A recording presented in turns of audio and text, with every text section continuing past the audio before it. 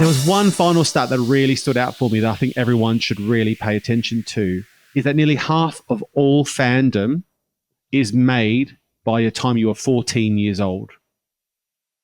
So, yeah, and it doesn't really surprise. And then from there, it flatlines, and then it starts to dip.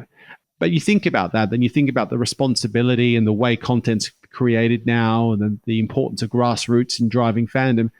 It gives you some pretty profound questions, right, about how sports needs to approach things if they want to make sure that the sport and the teams and the clubs have fans and are sustainable for the long term.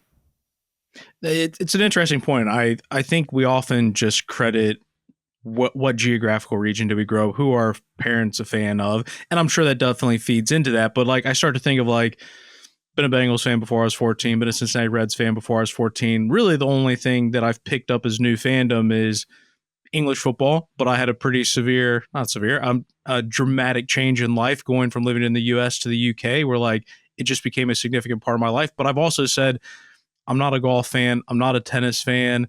These are all things like I didn't pick up as a kid. So like one person out of the 8 billion on earth, but it is interesting to hear. We talk about fandom in youth age, but it's interesting to hear it put in that particular way with the statistic. Completely. And actually, I reflect on some of the stuff I see from my kids, and you can see that how excited they get about sports before they've even watched any. If you can just get those things working together in the right way, consuming the right sort of content, no wonder it can supercharge fandom and interest in a sport, right? Like my son was obsessed with Messi for a while, and he's never watched Messi play once in his life.